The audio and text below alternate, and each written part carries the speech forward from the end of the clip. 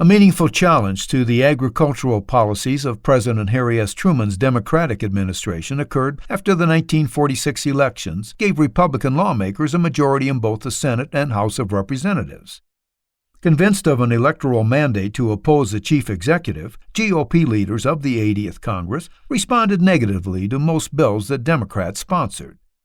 The debate about whether agricultural programs should promote scarcity or abundance was an early indication that there would be differences. At the beginning of this debate, Edward A. O'Neill, a Southerner and a proponent of planned production limits, headed the American Farm Bureau Federation. Then, in December 1947, after Allen B. Klein's elevation to the presidency, the organization shifted completely on this issue. A change had come because Heartland interests were now in control of the AFBF. Klein, who was from Illinois, represented his region's grain and livestock farmers who did not favor high price supports and restrictions of production. In early 1948, the Truman administration, major farm organizations, and several key GOP congressmen compromised with the Hope-Aiken bill for flexible price supports. A reconciliation of sorts between the goals of Southern Democrats and Midwest objectives, the Agriculture Act of 1948 extended high-price supports on major farm commodities for 1 year and then provided variable price supports. Peace was only temporary.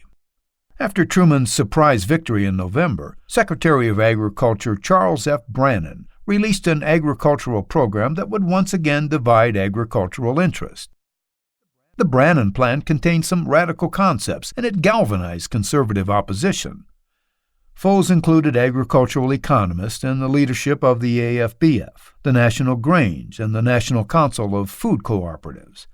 But it generated strong support from such liberal-leaning groups as Americans for Democratic Action, consumer advocacy organizations, organized labor, and the NFU.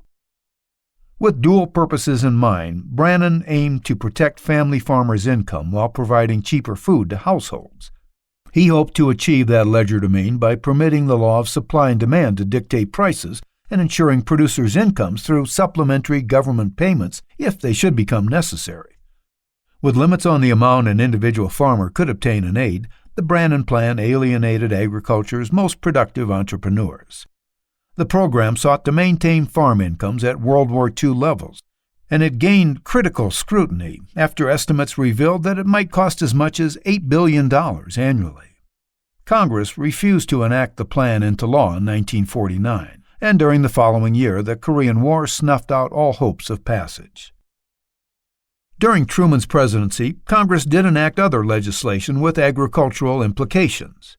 Money from the GI Bill enabled farmers' sons to obtain college degrees, and the National School Lunch Act of 1946 helped farmers by subsidizing meals through its distribution of surplus dairy products and meat.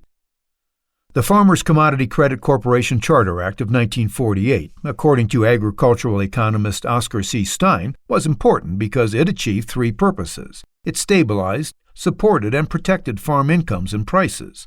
It assisted in maintaining adequate supplies, and it facilitated an orderly distribution of commodities. The Foreign Assistance Act of 1948, or as it is more often referred to, the Marshall Plan, subsidized exports of surplus food to war-ravaged Europe. It relieved human suffering while helping to maintain high commodity prices. One important enactment followed the collapse of the Brannan Plan. Congress passed the Comprehensive Agricultural Act of 1949. Viewed as a permanent program for income and price policy, it fixed supports at 90% of parity for 1950 on the condition that acreage allotments or quotas would be in place at 80% of parity for 1951 and 75% of parity for 1952.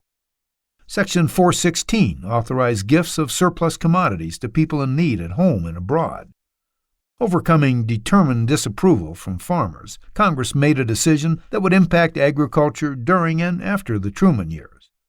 Beginning on January 1, 1951, Congress placed farm workers under Social Security, an action that meant that hired hands and their employers each began to contribute 1.5% of employee wages toward retirement and unemployment benefits.